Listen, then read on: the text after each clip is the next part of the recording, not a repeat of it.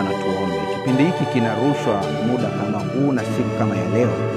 Ni kipindi ambacho kinaleta baraka kubwa sana katika maisha yako, lakini pia kinakupa nguvu ya kusonga mbele. Lengo la kipindi hiki ni kukupatia chakula cha kiroho, lakini pia na kuomba pamoja.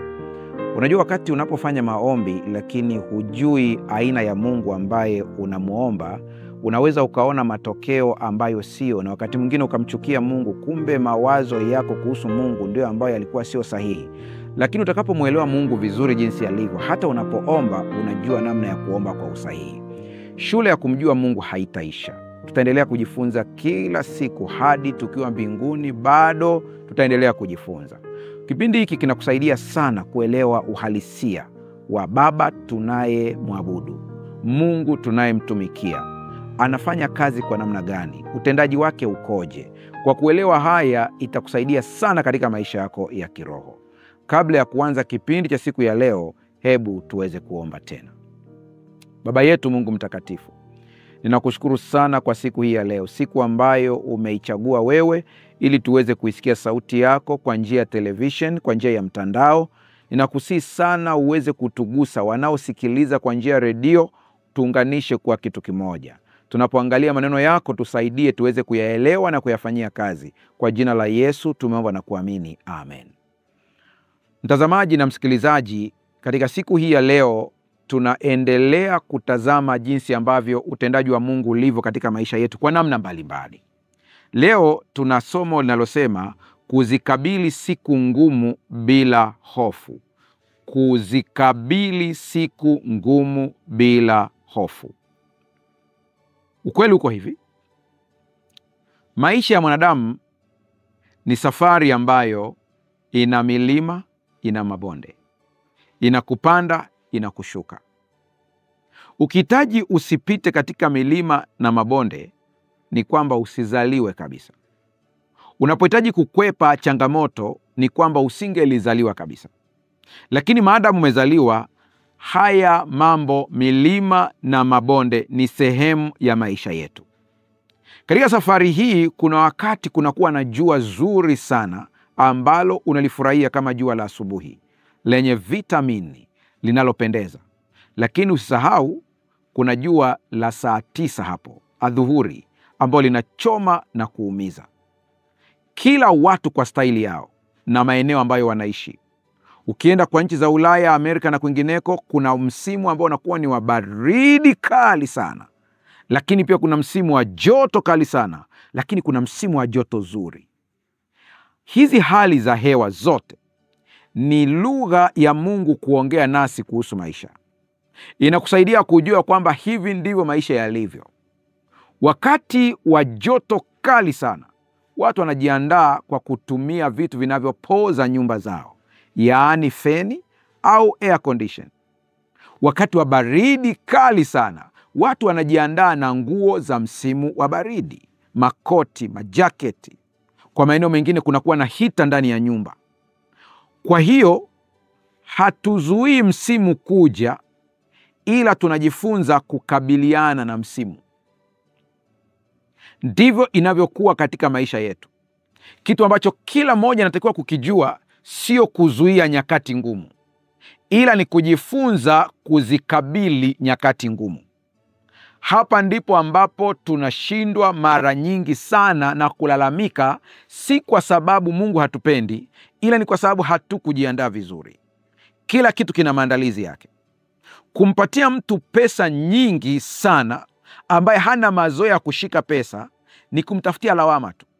Huyu mtu atatumia vibaya zile pesa, si kwa sababu pesa ni mbaya, ila ni kwa sababu hakujua kuzitumia, maana hakuingia katika utaratibu wa kifedha kwa nyakati. Ndivyo inavyokuwa pia. Angalia watu ambao wanastaafu. Kustaafu sio kitu kibaya, ila watu wengi wanaingia kwenye kustaafu hawakujiandaa na kustaafu. Anapewa pesa za kiinua mgongo kama zinavyoitwa, milioni 100 za Kitanzania, milioni 200, anapewa mara moja pap. Lakini ubongo wa huyu mtu alizoea mshahara wa 700,000 za Kitanzania kila mwezi. Kwa kupewa shilingi milioni 100, 200 mara moja, lazima akili yake utaichanganya, kwa sababu hana mazoea ya kupokea hizi pesa mara moja ili ajue namna ya kuzitumia. Ndio hapo inakuja saikolojia ya fedha. ambayo ni ya muhimu sana.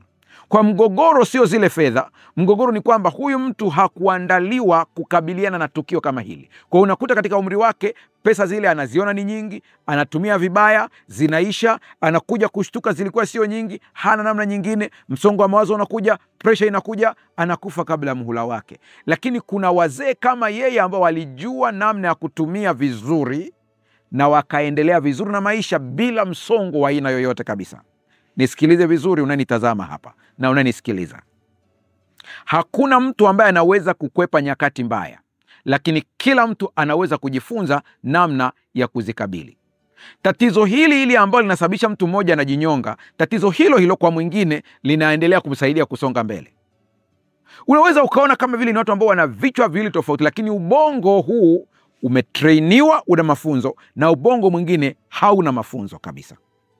Na leo tunaanza sehemu ya kwanza ya somo letu. Tutaendelea, huenda tukawa na vipengele kadhaa vya somo hili kwa sababu ni zito kweli kweli, lakini nahitaji uweze kuelewa namna ya kuzikabili nyakati hizi ngumu. Tatizo hili ambalo wewe unaondoka kwenye ndoa yako na kudai talaka, lilimpata mwingine, ameweza kulistahimili na ndoa yake inaendelea. Natoa tahadhari, sina maana ya kwamba mpaka umeona dalili zote ya kwamba ndani ya ndoa unahitaji kuuawa kabisa, kinachofuata ni kifo, lakini bado unabaki hapo hapo. Na sina maana kwamba uhitaji talaka. Tafuta msaada kwa wakati, usije ukanukuu vibaya.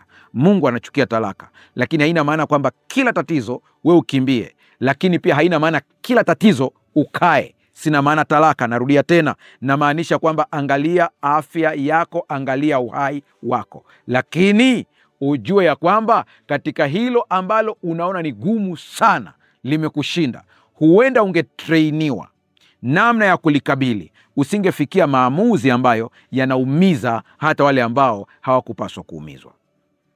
Mchungaji, unamaanisha nini hapa? Katika kila changamoto ambayo inakuja kwenye maisha yetu, kuna neema ya kupita katika changamoto hiyo. Hapa naongea na watu kadhaa ambao wananitazama. Ninaongea na wewe ambaye tayari upo kwenye changamoto. Leo tutaona ufanye nini. Ninaongea na wewe ambaye hata hujui kwamba kuna changamoto iko mbele. Huna habari kabisa.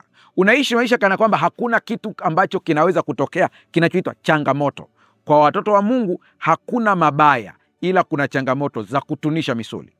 Yote haya pia unaandaliwa, unaweza ukaandaliwa leo ili msimu wake ukifika uweze kujua namna ya kustahimili vizuri. Usikutwe na mvua kwa kushtukizwa, lakini uwe na mwavuli katika begi lako. Mungu atusaidie sana hapa. Hebu angalia kwenye kitabu cha Isaya sura ile ya 43 fungu la kwanza. Kabla ya kusoma niwakumbushia kwamba kwa wale wote ambao mnahitaji kutuma maombi yenu, namba yetu ya kutuma maombi ni 0755 932283 0755932283.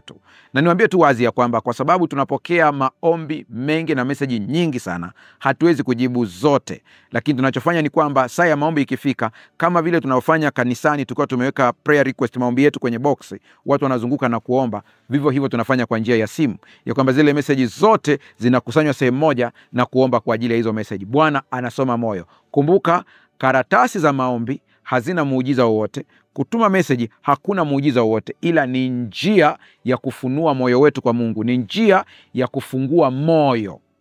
Ni kama hatua ya imani ambayo inaleta matokeo pia makubwa sana ambayo yanatokea. Isaya 43 fungu la kwanza, tuangalie kuzikabili siku ngumu bila hofu. Anasema, lakini sasa Bwana aliyekuhuluku, Yakobo, yeye aliyekuumba, Israeli, asema hivi, usiogope, maana nimekukomboa.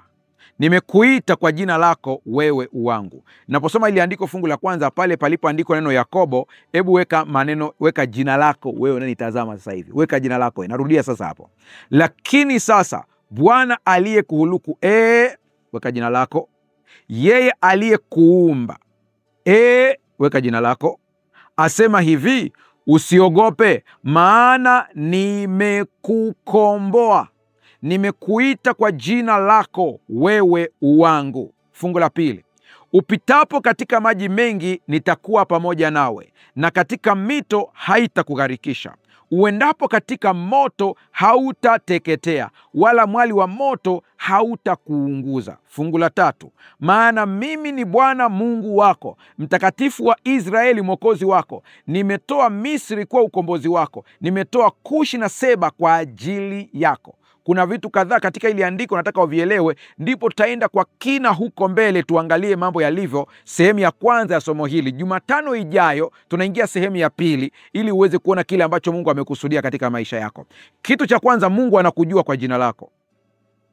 Anasema wewe wangu. Unaweza ukaniambia, mchungaji, Mungu ananijuaje kwa jina? Maadamu leo umeweza kuangalia kipindi hiki, hujaangalia kwa bahati mbaya, kwa sababu kuna watu wengi sasa hivi tunavyoongea wako bize na vitu vingine, wanaangalia vitu vingine kwenye mitandao ya kijamii, wako YouTube, wapo kwenye television, wanaangalia vitu vingine kabisa. Lakini wewe, maadamu leo umeweza kuangukia kipindi hiki, unakitazama, sio bahati mbaya. Mungu ana makusudi na maisha yako, ndio maana umeweza kukiangalia. Kwa hiyo hakuna kitu kinatokea kwa bahati. Kuna vitu vingapi kwenye mitandao ya kijamii, au kuna wachungaji wangapi mtandaoni, kuna makanisa mangapi yanarusha vipindi, lakini leo ukaangukia kipindi hiki. Na kuna mwingine umekiangukia kwa bahati tu, ulikuwa unaangalia, una search vitu vingine, lakini ukaangukia kipindi hiki. Ni kwa sababu Mungu ana makusudi na wewe, anahitaji akupe ujumbe kwa ajili yako, anahitaji akutoe hapo, anahitaji uweze kupiga hatua. Kuna kitu anahitaji uweze kukijua, sio bahati mbaya. Anakujua kwa jina lako, anasema wewe wangu. Fungu la pili, anakuambia mapema kabla mambo hayajatokea. Sikia maneno ya Mungu. Mungu ni mkweli, anasema hivi, upitapo katika maji mengi, nitakuwa pamoja nawe. Mungu anakuandaa mapema, anakuambia kitendo cha kwamba nimekujua kwa jina, kitendo ya kwamba nimekuambia wewe wangu, haina maana kwamba kuna majira nitayabadilisha. Majira lazima yawepo. Hebu nikwambie, anza tu fikiria wewe mwenyewe kwa akili tu vizuri. Hebu reason vizuri na wewe. Anza kufikiria kwa mantiki sasa. Wakati mvua inapokaribia kunyesha, nini ombi la mkulima? Ombi la mkulima ni kwamba Mungu huleta mvua ili mashamba yaweze kupata maji, mimea iweze kuota vizuri. Nini ombi la mtu aliyeanika unga nje?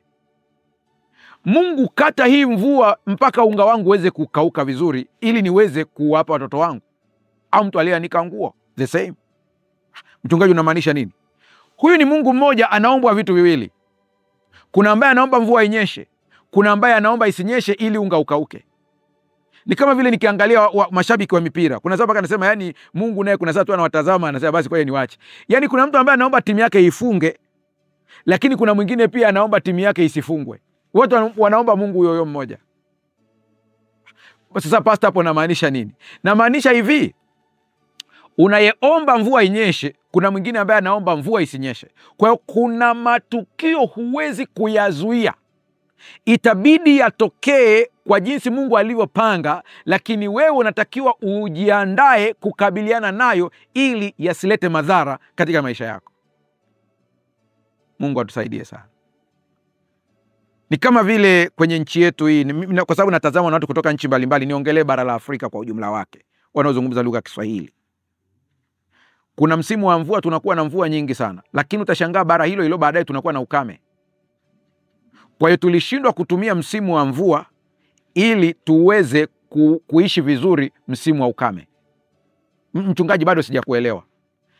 Na mimi sio mtu wa masuala hayo, lakini naongea tu hekima ya kimungu, alafu imainjinia na wengineo wataibadilisha kulingana na mazingira yao, maana wao wana ujuzi kuliko mimi katika hili. Piga picha mafuriko ambayo yanatokea majiji kama Dar es Salaam wakati mvua zikinyesha, kule Goma, Kongo. Angalia kule Lubumbashi wakati wa mvua kali sana. Angalia kule Nairobi wakati wa mvua.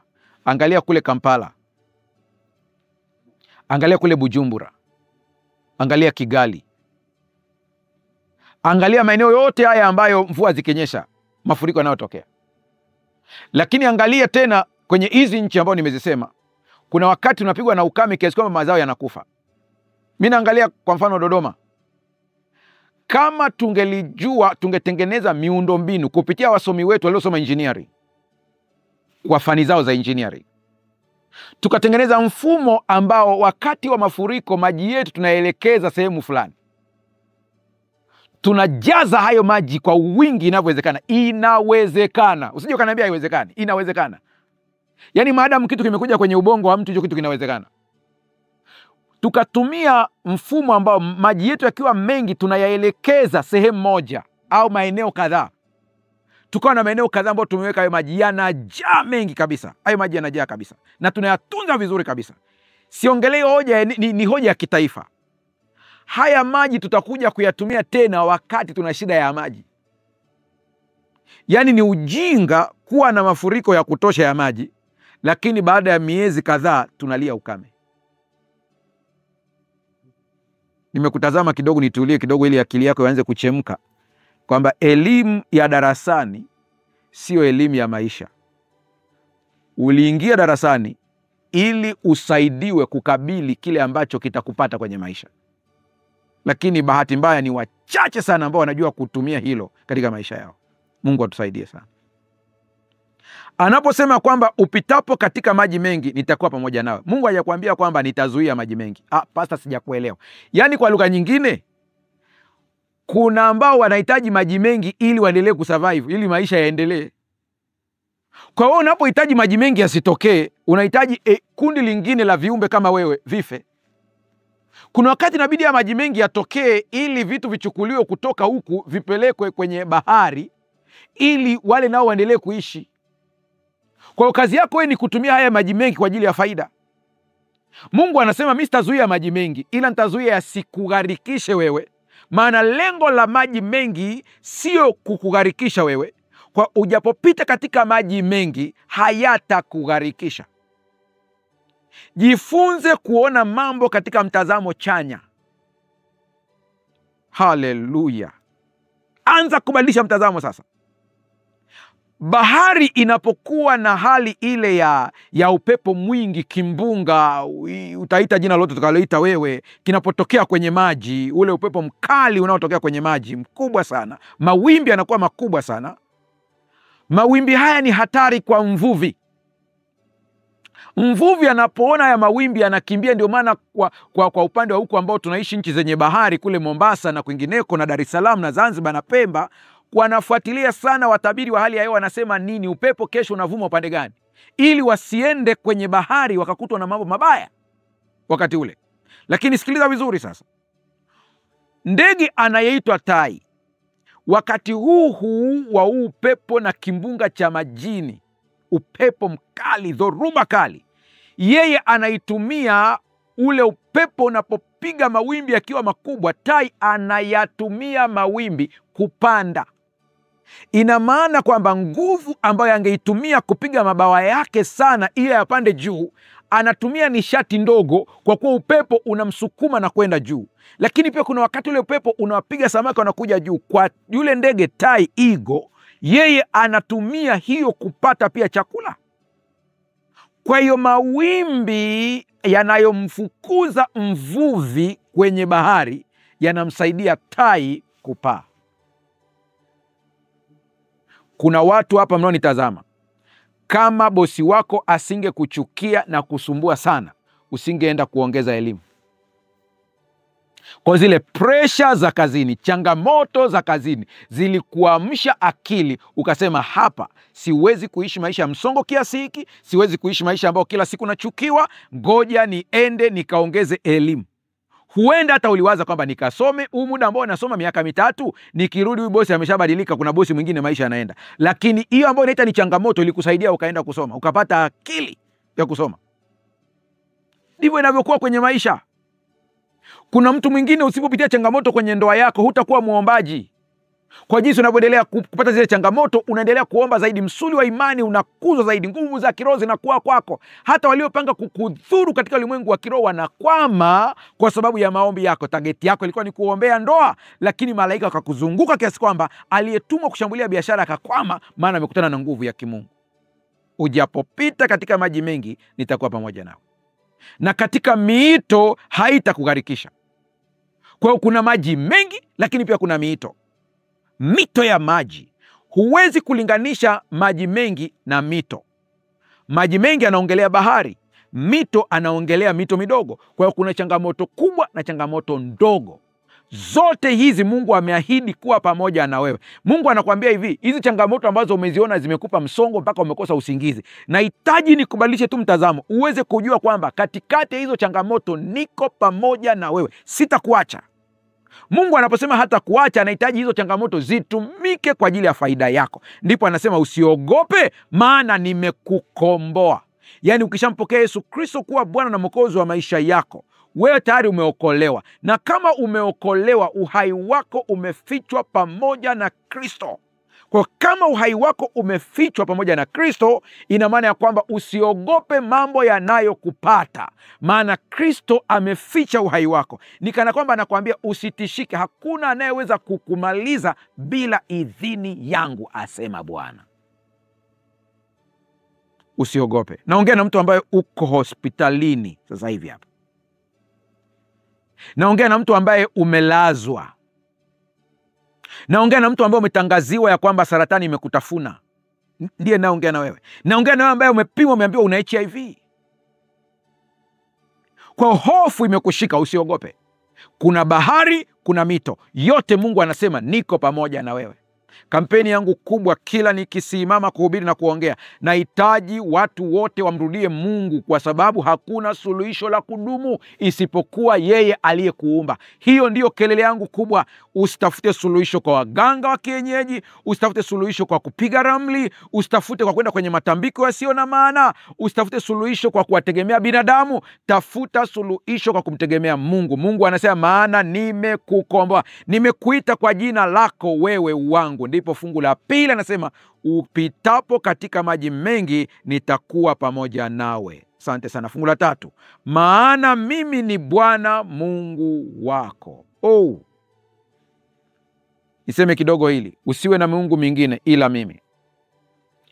Katika amri 10 za Mungu, amri ya kwanza, Mungu akanena maneno haya yote akasema, mimi ni Bwana Mungu wako niliyekutoa katika nchi ya Misri, katika nchi ya utumwa. Unaona pale juu anasema nimekukomboa.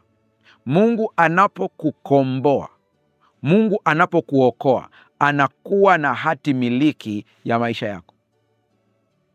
Anaposema usiwe na miungu mingine ila mimi, ndipo hapa anasema, maana mimi ni Bwana Mungu wako. Inafanana na ile amri, mimi ni Bwana Mungu wako, ni Mungu mwenye wivu na wapatiliza wana maovu ya. Mungu anapotamka hili anamaanisha hivi, wewe ni wa kwake. Kwa kitendo cha kwamba wewe ni wa kwake, unamilikiwa na yeye, ni kazi yake na jukumu lake kukulinda, sio jukumu lako kujilinda.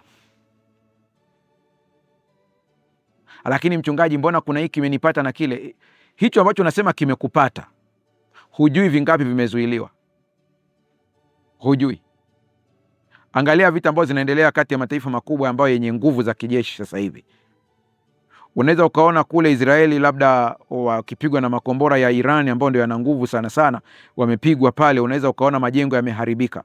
Kwa unaweza ukalalamika, mtu mwenye jengo analalamika, jamani mimi jengo langu limeharibiwa, lakini unaambiwa jengo limeharibiwa lakini uhai umepona. Kuna watu kadhaa wamepona. Usiangalie jengo, angalia uhai wa watu. Kuna mtu ambaye leo hivi unalalamika kitu fulani kwenye maisha yako, lakini siku ukijua ya kwamba Mungu amezuilia mangapi na target ya adui ilikuwa kukumaliza kabisa, lakini bado Mungu amekulinda, utamshukuru Mungu. Sasa sikiliza fungu la 3, natamani uweze kulibeba hili vizuri kabisa. Fungu la 3, Isaya 43 fungu la 3. Anasema, maana mimi ni Bwana Mungu wako, mtakatifu wa Israeli, mwokozi wako. Kumbuka nimesema kwamba yeye ni Mungu wako, anakumiliki. Yeye ndiye amekukomboa, amekuokoa. Kwa hiyo ana hati miliki, kwa kuwa amekuokoa, amekukomboa. Alikukuta katika utumwa wa dhambi akakutoa, amekukomboa. Sikia, anasema nimetoa Misri kuwa ukombozi wako. Hey, sikiliza hapa vizuri sana. Hakuna mtu anayekuja kukusaidia kwenye maisha kama hajaagizwa na Mungu. Ndio maana wewe ambao unanisikiliza, ninakuambia hivi, usilalamike ukiona mtu amekudisappoint. Usilalamike ukiona mtu hayuko upande wako. Huyo mtu ambaye hayuko upande wako hakuwa amepangwa kuwa upande wako. Usilaumu mtu. Ukiona mtu amekuja amekusaidia kitu, iwe ni pesa, iwe ni nini, sio kwa sababu ana pesa nyingi sana. na yeye pia ana ndugu zake, ana watu ambao angeweza kuwasaidia, lakini ametumwa akusaidie. Baba yako wa mbinguni ndiye amemtuma, na yule mtu atabarikiwa kwa kuwa ametii agizo la Bwana. Ukiona mtu amekupa connection ya kazi, amekusaidia fanya hivi ili uweze kupata kazi, na ukapata kazi, yule mtu ametumwa akusaidie. Yeyote anayekuja kwenye maisha yako ni aliyetumwa na Mungu. Kama hajatumwa, using'ang'anie, maana uking'ang'ania unaweza ukashangaa, badala ya kusaidia anakuharibu. Anasema, nimetoa Misri kuwa ukombozi wako, nimetoa Kushi na Seba kwa ajili yako. Ninakuombea unanitazama, Mungu akusaidie uweze kuwatambua watu sahihi, na watu sahihi waweze kutembea katika barabara yako ili muweze kukutana. Pawe na muunganiko wa watu walioitwa na Mungu ili kukufikisha kule unakoenda. Mimi ambaye ninazungumza na wewe ni ushuhuda unaoishi. Hakuna siku hata moja ambayo Mungu amenitupa. Haipo. Hata wakati ambapo kibinadamu niliona kwamba hapa nimekwama kabisa, Mungu analeta msaada katika mazingira ambayo hata mwenyewe ninashangaa yametoka wapi. Na hakuna siku hata moja Mungu ameleta watu ili kuweza kunitoa mahali, hatua moja kwenda nyingine, kunisaidia, ambao nimechukulia ni kawaida au ni haki yangu. Niliona ni neema ya Mungu, na nilitambua kabisa hawa ni watu sahihi ambao Mungu amewaleta kwangu. Na nikuambie, kinachokuambia ndiyo maisha yangu yalivyo. Watu ambao hawakukusudiwa kuwa sehemu ya safari yangu yoyote ya kimaendeleo, ya kiroho, ya kihuduma, hata kama waliahidi, hawakutekeleza. Siwezi kuwalaumu wala kulalamika, kwa sababu hawakukusudiwa kuja kuwa sehemu ya hiki ambacho nakifanya. Hawakukusudiwa kuwa sehemu ya elimu yangu, hawajakusudiwa kuwa sehemu ya huduma yangu, hawajakusudiwa kuwa sehemu ya maisha yangu yote, iwe ya kiuchumi, iwe ya nini. Hawajakusudiwa, lakini wale waliokusudiwa tu ndio watakao kuja. Nimetoa Misri kwa ukombozi wako, nimetoa Kushi na Seba kwa ajili yako. Na yule mtu ambaye amekusudiwa hatapata amani mpaka atekeleze kile ambacho Mungu amemuita kukifanya kwa ajili yako. Na hata kama atapotezea, atakaa, atasahau, lakini kuna siku tu akikuona, hata kama ni kwenye Facebook, hata kama ni kwenye Instagram, hata kama ni namba yako, kuna siku akikuona tu anakumbuka. Mungu anamwambia kuna kitu nilikuwa sign kwa ajili ya huyu mtu, na hata kitekeleza. Mungu atusaidie sana. Mimi nimekutana na mtu ambaye siku tumekutana tukaniambia, Mungu kuna kitu amenisemesha kuhusu wewe. Takriban mwaka umepita sasa, lakini kila siku napotezea. Leo nimekuona, natekeleza. Usiishi maisha ya stress. Kile ambacho Mungu amekusudia kitakuja tu. Nimetoa Misri kwa ukombozi wako, nimetoa Kushi na Seba kwa ajili yako. Naomba kwa neema ya Mungu, wale wote ambao hawaja kusudiwa kwa ajili ya kukufikisha kule unakoenda, Mungu awaondoe. Achilia wale ambao wanakuja, usiwazuie. Acha Mungu afanye sehemu yake, akuletee watu walio sahihi. Sikiliza maneno haya. Mungu atusaidie sana tuweze kuelewa haya mambo. Rafiki yangu, wakati ambapo unaona kama vile mambo hayaendi, unazikabili zile nyakati ngumu katika maisha yako, unaona kana kwamba kila kitu kinaenda kombo, unaona kana kwamba hapa sasa mambo hayaendi kama nilivyotarajia, na mimi nahitaji nikukumbushe, Mungu hajakuleta duniani kwa bahati mbaya. Aliyekuleta atahakikisha unatimiza kusudi ambalo amesababisha uje duniani, uzaliwe. Na Mungu hakosei, na Mungu hashindwi na kitu. Kwa nini waogope mawakala wa shetani kiasi kwamba unasahau nguvu za Mungu? Wewe kazi yako ni kuomba. Nimewaambieni hivi, maombi hayambadilishi Mungu, ila maombi yanatusaidia sisi tupelekane na Mungu na mipango yake. Wakati wa changamoto, sio Mungu anakuwa mbali na wewe, ila wewe ndio unaenda mbali na Mungu. Kwa hiyo unajikuta umeenda mbali naye mno kwa sababu ya hofu inayokushika. Hofu ni kama vile inakupush uende mbali. Wale ambao wanajua masuala ya maji, kwenye maji, ni kwamba mtu anapodondoka kwenye maji, kuna namna ambavyo ukiogelea unajipeleka chini zaidi, lakini kuna namna ambayo ukiogelea unaenda juu. Kuna namna ambayo ukiogelea unaenda mbele. Kwa inategemea mikono yako unaipigaje na miguu yako unaipigaje. namna unavyopiga miguu yako baada ya kutupwa kwenye maji itaamua uzame au uelee kwenda juu au uende mbele. Ndivyo inavyokuwa wakati wa changamoto. Unapokuwa kwenye changamoto, namna unavyopiga miguu yako na mikono yako wakati wa changamoto itaamua usonge mbele ili ukaokolewe au didimie. Mchungaji, hapo unamaanisha nini? Maanisha hivi: Shetani hawezi kumzidi Mungu. Kama uliweza kusurvive changamoto ya Shetani tangu utoto, wakati ulikuwa huna akili timamu, Mungu akakupa wazazi wakakutunza ukiwa mdogo, hujui chochote, ukatunzwa, ukakua. Ulipoanza kuwa na akili, kuna baadhi ya vitu wazazi hawajafanya, wakakuachia uvifanye kwa sababu una akili timamu. Huyu Mungu aliyekutunza ukiwa tumboni ukazaliwa, ashindwe kukutunza ili uweze kumalizia safari iliyobakia? Mungu anauliza Waisraeli, anawaambia, mimi nimlete mtoto karibu na kuzaliwa alafu nishindwe kuzalisha?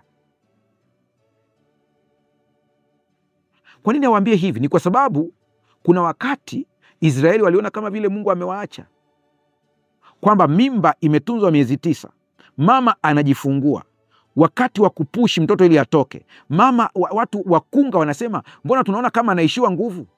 Mungu, umeshindwa kumtoa mtoto? Ndipo Mungu anaambia, hivi nyinyi mna akili timamu kweli?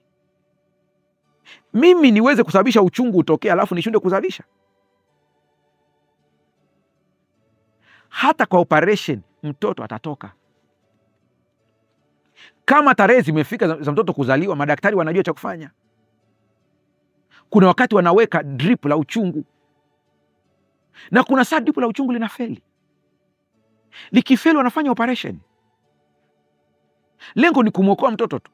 Mungu atatumia mbinu yoyote ambayo ataitumia kwa hekima yake ili tu aweze kukusaidia wewe uweze kufikia hitimisho ambalo wewe umezaliwa hapa duniani.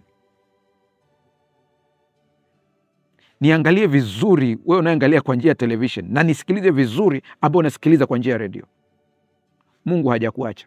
Usiamini kelele za Shetani hata kidogo. Sikiliza maneno haya kwenye kitabu cha Timotheo wa pili sura ya 1 fungu la 7. Kwa maana Mungu hakutupa roho ya woga, bali ya nguvu na ya upendo na ya moyo wa kiasi. Hili andiko nimelipenda na ninalirudia tena na tena. Mungu hajatupatia roho ya woga. Hebu sikia maneno, na wewe ambao unaangalia kwa njia ya television unaweza ukayasoma pia ukayaona hapo. Sikiliza. Mistari hii mitakatifu ni zaidi ya maneno yaliyotamkwa kwa hekima. Ni uthibitisho wa kile tulichopewa na Mungu. Tumepokea nguvu ya Roho Mtakatifu inayotuwezesha kusimama imara hata wakati kila kitu kingine kinapoporomoka kabisa.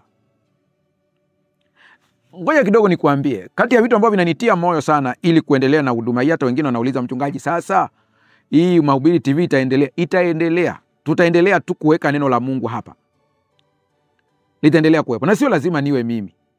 Kuna wengine pia na umeona mahubiri yako ya watu mbalimbali katika Mahubiri TV, na mimi pia nitakuwepo na wengine pia watakuwepo.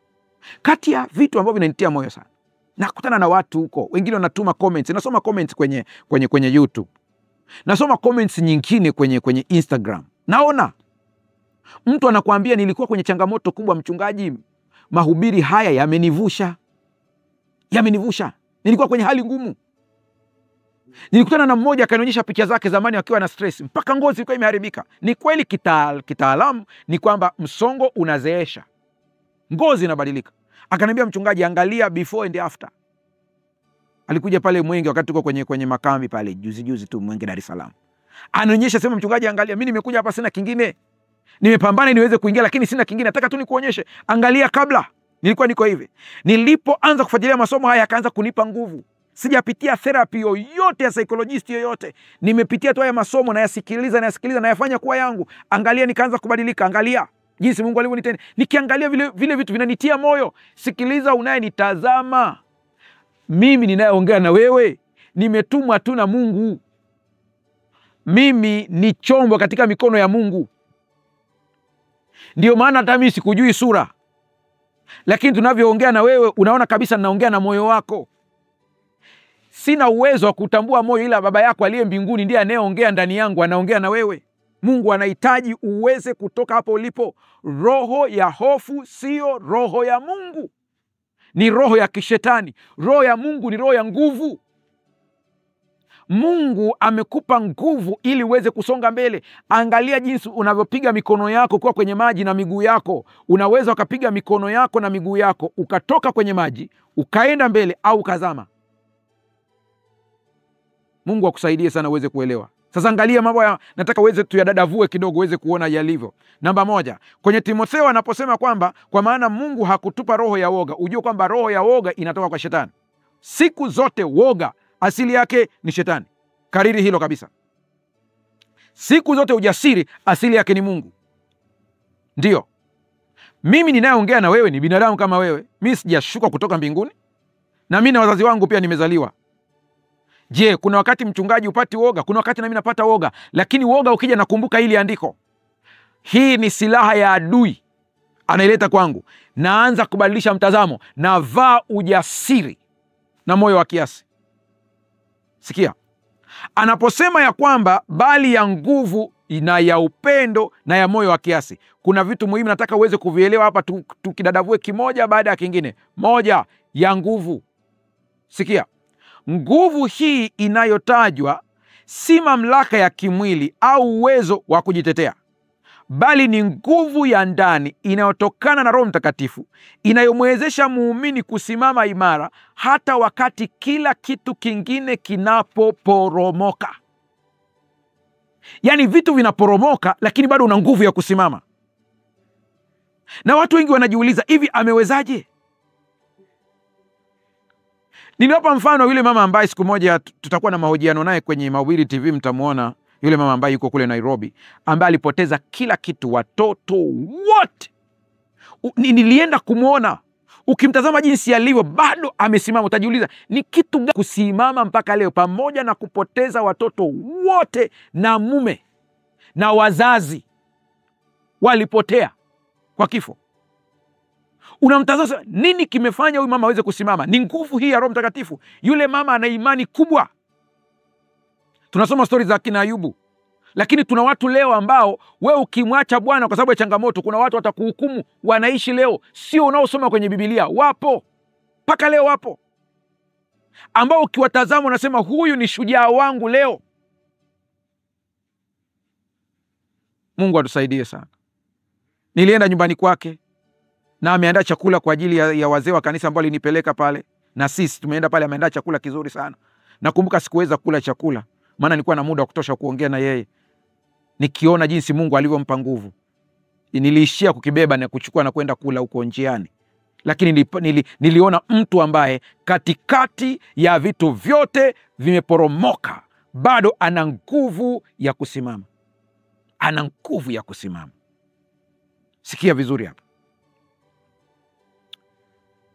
Nguvu hii inayotajwa, narudia tena hii sentence kwenye slide yako utaisoma hapo. Nguvu inayotajwa si mamlaka ya kimwili au uwezo wa kujitetea, bali ni nguvu ya ndani inayotokana na Roho Mtakatifu, inayomwezesha muumini kusimama imara hata wakati kila kitu kingine kinaporomoka.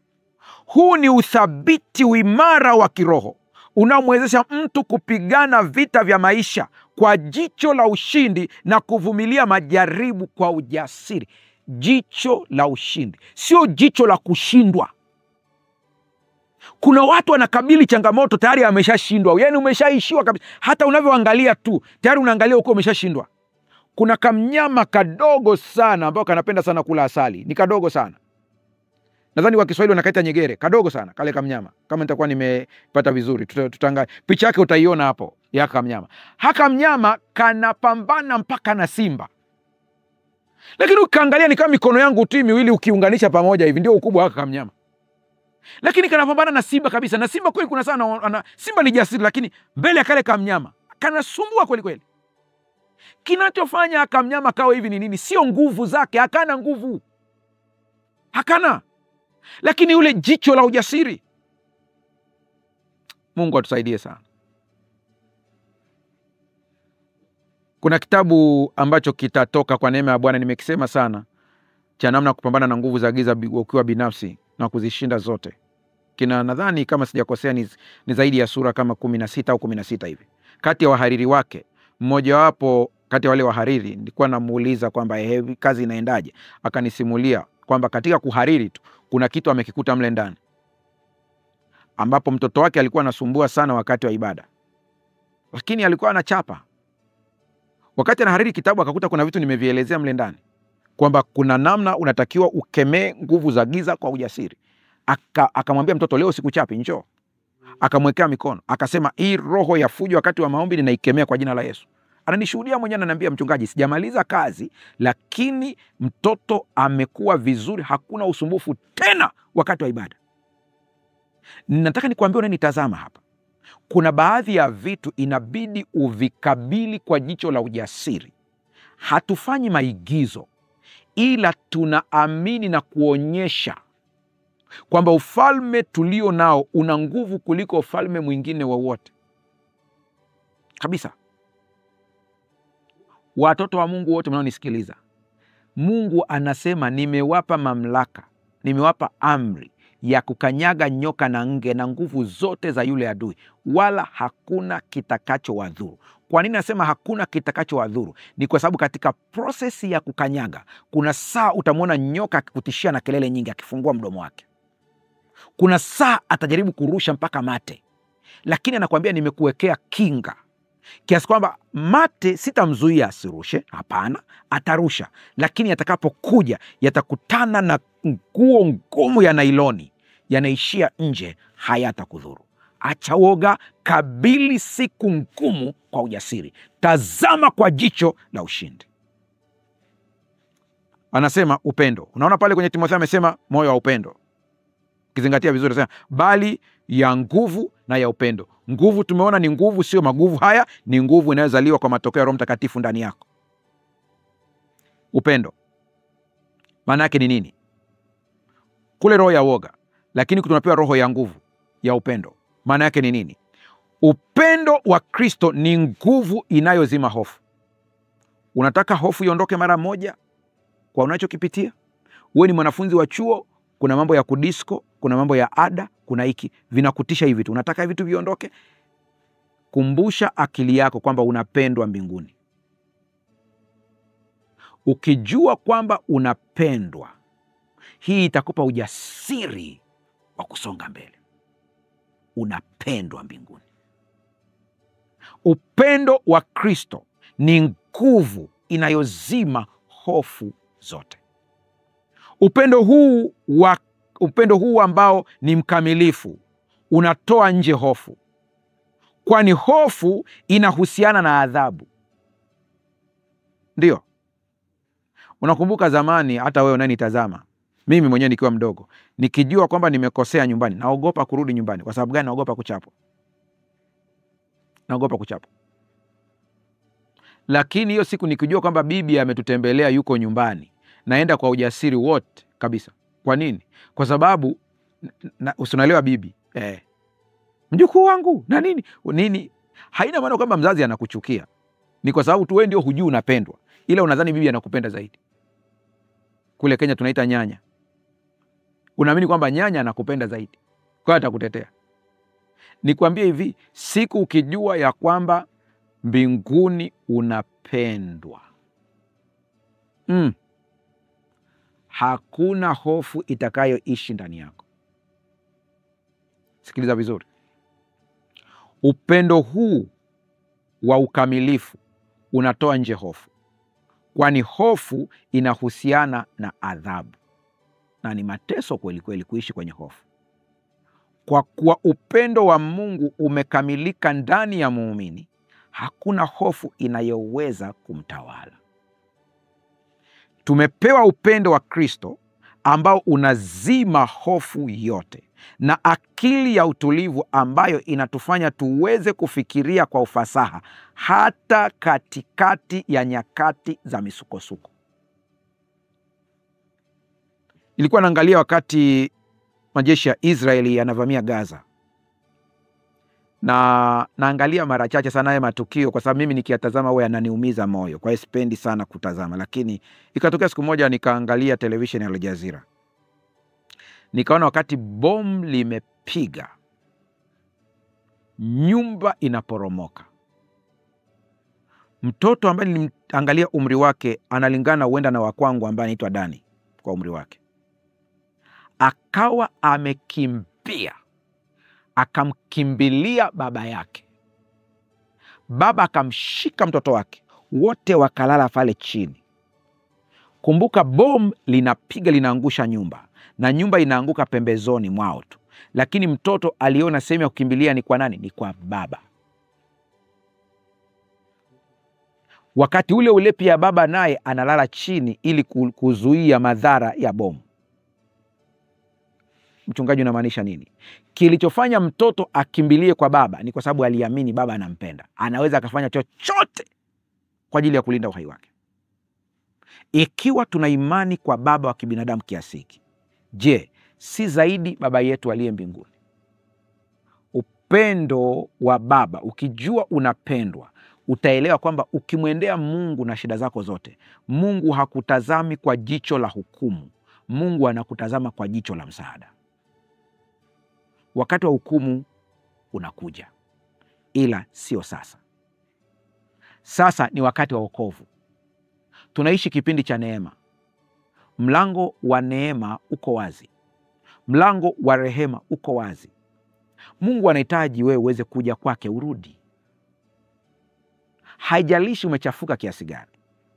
Dhambi zenu zijapokuwa ni nyekundu, zitakuwa nyeupe kuliko theluji. Njoni tusemezane, asema Bwana. Mimi sijui ni hofu gani imekukamata. Inawezekana ni dhambi, inawezekana ni changamoto mpaka unaogopa. Nina habari njema kwako. Rudi. Unapendwa. Unaweza ukaniuliza, mchungaji, na hii hali nilio nayo na tabia hii ambayo imekuwa mbovu kiasi hiki, Mungu ananipenda? Ndio, anakupenda. Anahitaji akuokoe. Sikiliza maneno haya. Tumepewa upendo wa Kristo ambao unazima hofu yote na akili ya utulivu ambayo inatufanya tuweze kufikiria kwa ufasaha hata katika nyakati za misukosuko. Palipo na hamaki, akili haiwazi vizuri. Palipo na utulivu, akili inawaza vizuri. Mwanajeshi yeyote lazima katika mazoezi anaonyeshwa vitu ambavyo vinaweza kutokea kwenye vita, ili vikitokea kwenye vita asije akahamaki. Maana kwenye kuhamaki kuna maamuzi ambayo sio sahihi. Lazima utulize akili kwanza. Na mimi nikwambie, hata kama mtu amekuprovoke, mtu amekutukana hadharani, kazini, si wapi, nyumbani, kabla ya kujibu jambo lolote, vuta pumzi ya kutosha kwanza. Toa hewa nje ili akili itulie. Katika utulivu wa akili kuna maamuzi sahihi. Anasema na moyo wa kiasi. Sitaki kumaliza sehemu hii ya kwanza ya hili somo kabla sijakwambia habari ya moyo wa kiasi. Sikiliza maneno haya. Moyo wa kiasi. Unakumbuka pale juu katika Timotheo anasema Mungu hajatupatia roho ya woga. Roho ya woga inatoka kwa Shetani, bali ya nguvu, ya upendo na ya moyo wa kiasi. Nguvu tumeona ni nguvu inayotoka kwa Roho Mtakatifu. Upendo manake ni uhakika, assurance ya kwamba tunapendwa. Na tunapotambua kwamba tunapendwa, mengine yanatokea automatic. Utaenda kanisani sio kwa sababu unaogopa mikosi ya biashara, ila ni kwa sababu una appreciate, unatambua upendo wa Mungu kwako. Utatoa zaka kwa sababu Mungu amekupenda, amekupa kila kitu kama sehemu ya uaminifu kwako. Utatoa sadaka kama kuonyesha jinsi Mungu anavyokujali na Mungu anavyokupenda. Kwa unaona kila kitu kina sababu yake. Sasa tunakuja habari ya moyo wa kiasi. Sikiliza maneno haya. Kiasi, moyo wa kiasi au akili ya utulivu. Na ndio maeneo ambayo Shetani anayashambulia sana. Sana sana sana sana. Sikiliza. Hili neno mara nyingi utafsiriwa kama akili iliyotulizwa au self control, kujidhibiti. Hii ni akili ambayo ina uwezo wa kufikiria kwa ufasaha na kufanya maamuzi sahihi hata katika nyakati za misukosuko, na si wakati wa mawazo ya woga yanayopooza au yanayopoozesha. paralyze. Hapana. Moyo wa kiasi ni kiasi katika kufikiri. Kile kitu kimekuja kukutisha, usi overthink. Usifikiri ukapitiliza. Umeandikiwa barua ya kusimamishwa kazi, usianze kuwaza nitaishije. Mtu hataishi kwa mkate tu. Tuliza akili kwanza. Utaona katika kila changamoto kuna milango ya kutokea, kuna majibu yako hapo. Moyo wa kiasi. Kiasi kwenye kufikiri, kiasi kwenye kuzungumza, kiasi kwenye kutenda, kiasi kwenye kula, kiasi kwenye kuhusiana, kiasi kwenye kila kitu. Uwe na moyo wa kiasi, self control. Fikiri kwa usahihi. Mfano, tunapoongelea chakula, huwa nasema hivi, chakula usipambane sana na ladha, pambana na kinakusaidia nini, kwa sababu ladha itakupotosha. Kuna vyakula vizuri sana ukila ni vitamu mdomoni, lakini ukijua kimechanganywa nini ili kiwe kitamu, utagundua kwamba kile kilichochanganywa kina madhara makubwa kuliko furaha ya muda unayoipata. Kuna vyakula havina ladha, lakini vina faida katika mwili. Kiasi kwenye kutazama. Kuna vitu kivitazama vinaathiri ubongo wako na uwezo wako wa kupambana na mambo. Kiasi kwenye kusikiliza. Kuna vitu ukisikiliza havikupi nguvu, ila vinakudrain, vinakukausha. Natamani watu wote wangelijua kitu ambacho wanakiita nguvu. Sina maana ya kwamba ni power, naongelea energy, ya kwamba tunazalisha energy, tunazalisha frequency. Kwa hiyo kuna watu ukiwa nao karibu wanakudrain, kuna watu ukiwa nao wanakuempower, kuna watu ukiwa nao wanakukausha, kuna watu ukiwa nao wanakuongezea nguvu. Kuna vitu ukisikiliza vinakuongezea nguvu. Ungelifunguliwa macho ungeona zile energy zikija kwako zinakuongeza zaidi. Lakini kuna vingine ukivisikiliza utaona energy zako ulizokuwa nazo zinachukuliwa kama sumaku inavyovuta. Uwe na kiasi kwa kila kitu. Sikiliza vizuri hapa. Kiasi kinampa muumini utulivu unaomwezesha kutafakari na kutenda kwa busara, tofauti na majibu ya ghafla yanayosababishwa na hofu. Kabili siku ngumu zozote kwa kiasi. Sio kwa sababu sasa una msongo unasema nitamalizia tu, nitatuliza akili yangu kwa kuvuta bangi. Kwa sababu mambo hayaendi unataka utafute usingizi kwa kunywa pombe. Kwa sababu umekosa usingizi uanze kutumia madawa mazito ya usingizi, baadaye unakuwa mrahibu. Kuwa na kiasi. Kuwa na kiasi kwa kila kitu. Na kiasi hiki ukiona kwamba umeshindwa kuwa na self control wewe mwenyewe, muombe Roho Mtakatifu, atakusaidia. Mwambie Mungu, kuna kitu kimenizidi. Napokuwa na msongo natamani kula hiki, napokuwa na msongo natamani kutumia hiki, nisaidie. Roho Mtakatifu atakuingiza kwenye shule ya self control, kiasi. Sikiliza hili. Wakati shetani anapojaribu kututisha na mawazo ya kushindwa na wasiwasi, tunapaswa kurejea kwenye ukweli huu wa kimsingi. Roho iliyomo ndani yetu ni ya ujasiri na ushindi. Kwa shetani atapampu. Sikia nikwambie, mtoto wa Mungu unanisikiliza, shetani ana limitation, ana mipaka yake. Kuna vitu hawezi kuvitenda, ila atakutishia wewe ili uvitende mwenyewe. Shetani hawezi kushika kamba na kumnyonga mtu, ila atakuletea mawazo ya kujinyonga ili ujiue mwenyewe. Shetani hawezi kushika sumu akaweka kwenye chombo akamnywesha mtu, ila atakupa mawazo ya wewe mwenyewe uweze kunywa sumu, ujidhuru wewe mwenyewe. Ana limitation zake. Usije ukasahau ya kwamba na wewe una mipaka yako ambayo pia huwezi kwenda zaidi ya hapo. Vingine ni Mungu atakusaidia. Lakini kuna vitu viko ndani ya uwezo wako. Tumia uwezo wako kwa kadri inavyowezekana. Una mawazo ya kujiua? Ndio. Watu wanakuwa nayo mawazo kama hayo. Lakini wanafanya nini? Usikae kimya. Tafuta mtu unayemwamini, anza kushare naye kwamba kuna mawazo yananijia. Huyu mtu atakusaidia wewe uweze kujitambua ili uweze kurudi kwenye mstari. Na wewe ambaye unanisikiliza, mtu anakuja na kuambia ana mawazo ya kujiua, usimkemee, kwa sababu huwezi kujua anachokipitia. Tafuta namna ya kumsaidia. Kwanza mpongeze kwa kuwa na ujasiri wa kukuambia. Anza kumjengea uwezo wa kudhibiti hayo mawazo mwenyewe. Taratibu. Tafuta mtu mwingine, muulize, je, tukimshirikisha mtu mwingine ambaye ana uwezo wa kusaidia? Ndio. Wako wengi sana ambao wanaweza kusaidia. Sikiliza hili. Kuelewa uhalisia wa changamoto.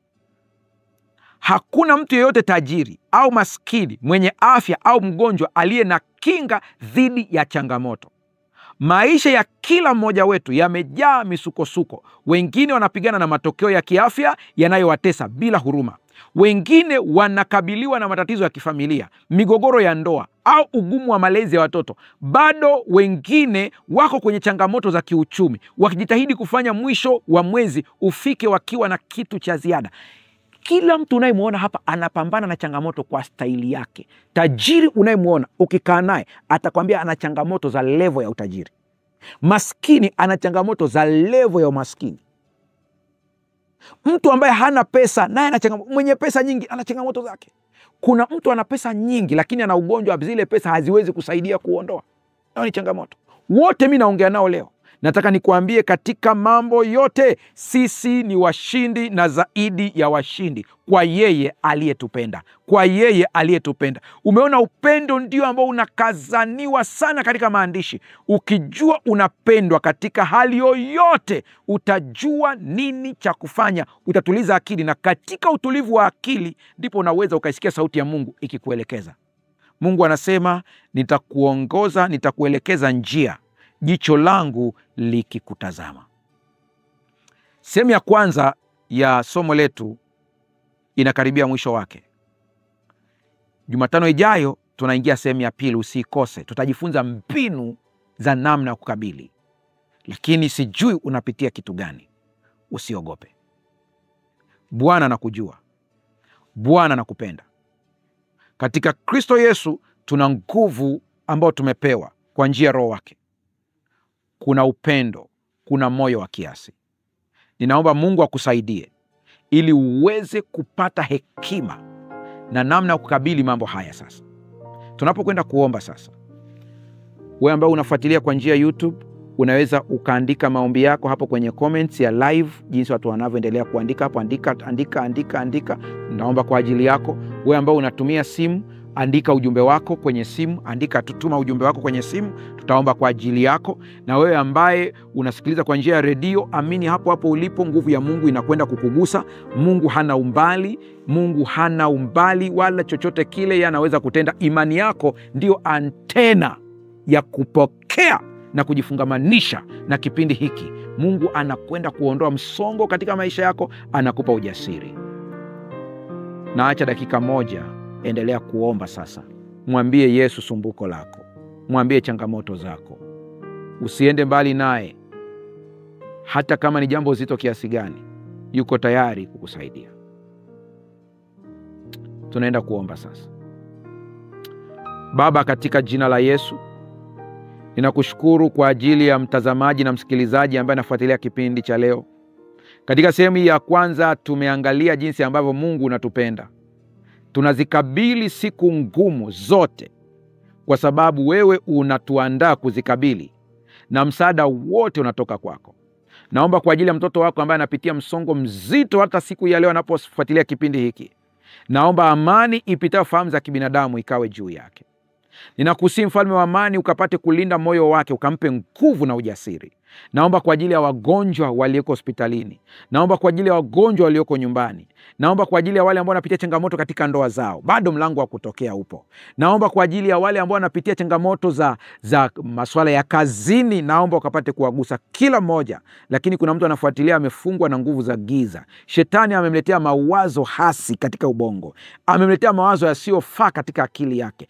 Kwa jina la Yesu Kristo, nguvu zote mbaya, roho ya hofu, ninakuamuru kwa jina la Yesu, muachie mtoto wa Mungu anayefuatilia kipindi hiki sasa, awe huru kuanzia sasa. Na kuamuru roho chafu, ondoka katika mawazo yake, ondoka katika maisha yake kwa jina la Yesu Kristo.